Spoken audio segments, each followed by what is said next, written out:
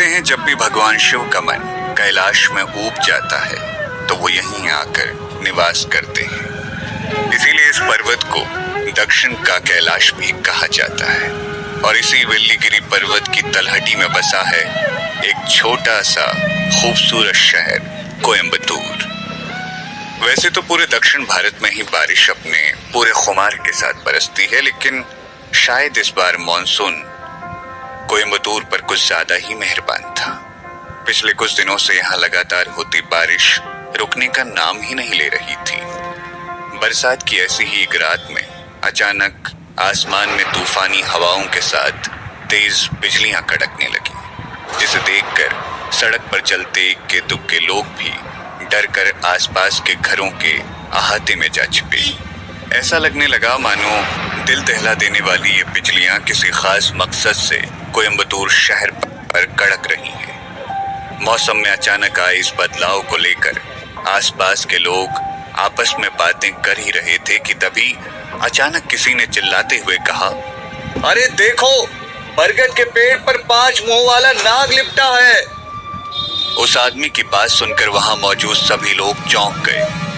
तभी भीड़ में से किसी दूसरे आदमी ने हंसते हुए कहा, अरे भाइयों, लगता है आज इसने फिर से चढ़ा रखी है।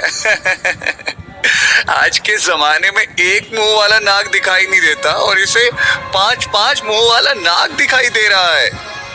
उस दूसरे आदमी की बात सुनकर वहां खड़े सभी लोग ठहाका मारकर हंसने लगे, लेकिन तभी अचानक आसमान में एक जोरदार धमाके के साथ बिजलियां कड़की और उस बिजली की रोशनी में बरगद के पेड़ पर लिपटा हुआ 5 मुंह वाला दिव्य नाग साफ साफ दिखाई देने लगा।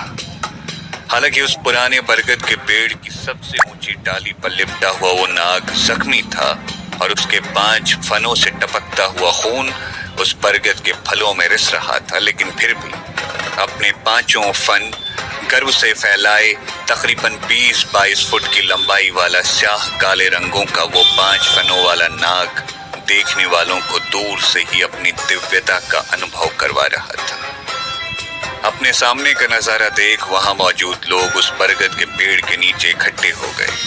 उनमें से कुछ तो उस 5 मुंह वाले नाग को देखते ही घुटनों के बल बैठकर उसकी दिव्यता को प्रणाम करने लगे, तो वहीं कुछ नौजवान उस नजारे को अपने कैमरे में कैद करने के लिए मोबाइल फोन ढूंढने लगे। लेकिन इससे पहले कि वो लोग आंखों को अचंभित कर देने वाले उस नजारे को अपने कैमरे में कैद कर पाते, वो दिव्य नाग एक छोटी सी दिव्य ज्योति में तब्दील हो गया।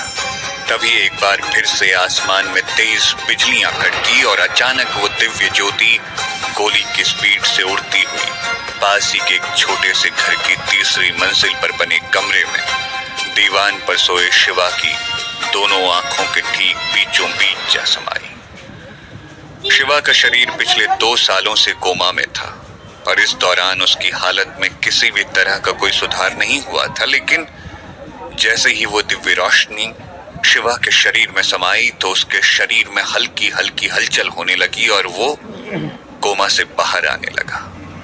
एक तरफ शिवा का शरीर धीरे धीरे कोमा से बाहर आ रहा था और दूसरी तरफ शिवा का दिमाग भी अपनी चैतन्य अवस्था में लौट आया था। भले ही उस वक्त शिवा उठकर खड़ा नहीं हो पा रहा था, लेकिन फिर भी वो अपने आसपास होने वाली हर गतिविधि को महसूस कर पा रहा था। उसने मन ही मन खुद से कहा, क्या मैं सच में फिर से धरती लोक पर लौट आया हूँ? ये कमजोर और निर्जीव सा शरीर, क्या सच में ये मैं ही हूँ? लेकिन मैं तो बहुत समय पहले कोमा में चला गया था। खुद से मन ही मन सवाल करते हुए शिवा को धीरे धीरे सब कुछ याद आने लगा। 2 साल पहले अपने कॉलेज का एंट्रेंस एग्जाम देकर लौटते वक्त वो एक ट्रक से टकरा गया था और तब से उसका शरीर कोमा में था। उस एक्सीडेंट की वजह से शिवा का शरीर तो कोमा में चला गया था, लेकिन साथ ही साथ उसकी कुंडलिनी शक्ति भी जागृत हो गई थी और उसकी आत्मा उसका शरीर छोड़कर भटकते हुए नागलोक तक जा पहुंची थी। वहां नागराज तक्षक ने उसे संभाला और अपने बेटे की तरह न केवल उसकी आत्मा का रक्षण कर उसे एक नाग का शरीर दिया, बल्कि इन 2 सालों में शिवा की आत्मा को 2000 साल की तपस्या का फल प्राप्त करके ब्रह्मांड की सारी शक्तियां अर्जित करने में उसकी मदद भी की।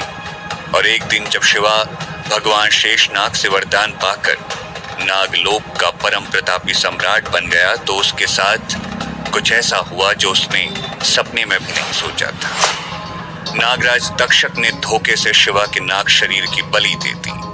अपना नाग शरीर खोते ही शिवा की आत्मा फिर से मुक्त हो गई और तब जाकर शिवा को नागराज तक्षक के असली मकसद के बारे में पता चला।